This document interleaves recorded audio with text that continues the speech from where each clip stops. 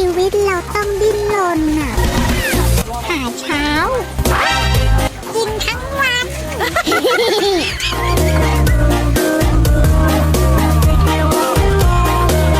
สบายดีท่านลูกค้าสบายดีพ่อค้าแม่ค้าสาวขายทุกคนเด้อวันนี้พบกันเนาะกับทีมงานของเราทีมงานแม่ค้าอวดอ้วนอวบตุ้ยแถวนี้ต้องมีเครื่องดีๆสินค้าราคาพิเศษเนาะทั้งชื่อและคุณภาพดีจากบริษัทโดยตรงเลยเด้อมันมีรูปแบบราคาโปรโมชั่นเลยมีทั้งเครื่องใช้เครื่องกินเนาะหลากหลายสินค้าของพวกเขามีขนมแซ่บๆมีกระแดกนัวๆทางด้านไหนและมื้อนี้ยังมีน้ำมันมาใหม่เนาะเป็นน้ำมันติสตันเด้อมาใหม่ๆหมาดๆเลยสำหรับรอบนี้เราได้มาพบทวีตเลยเด้อเป็นไหนที่ได้สนใจน้ำมันที่ว่า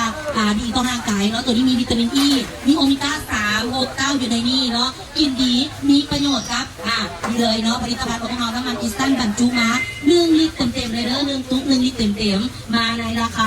35,000เด้อราคาเปิดตัวเนาะ1 ตุ๊กยังไงแบบนี้1 ลิตรเต็มเด้อตัวนี้บำรุงรุ่น900เนาะแล้วตัวนี้ก็ยังมีเครื่องใช้ประจำวันอีกหลากหลายโบราณจะเป็นสบู่เนาะยาทุกแก้วแปรงทุกแก้วหรือว่าแปรงพระเครื่องเด้อมาลองเบิ่งได้มาชอบเบิ่งได้แหละพิเศษเนาะในบูธของเขาแต่จะมีทิชชู่แบบนี้เนาะทิชชู่โบมีฝุ่นละอองทิชชู่เรื่องเลี้ยงใช้ดีใช้ค่าตัวนี้จะดีต่อสุขภาพเพราะว่าโบมีฝุ่นละอองแพ็คอันนี้เนาะตัวนี้จะเป็น3 ห่อใหญ่จัดมาให้เลยนะคะ35,000 กีบเลยลูกค้าเด้อ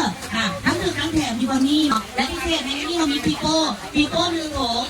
มาในราคาพิเศษสุดๆ18,000 กีบเด้อขนมปีโป้18,000 กีบต่อร่างเจ้ามีทั้งแบบรสแบบไม่รวมแล้วก็รสโคคาโคล่ามาเลือกได้เทสโต้กับราคาดีแล้วเทสโต้กับ30,000ปีโป้มา18,000 กีบเจ้า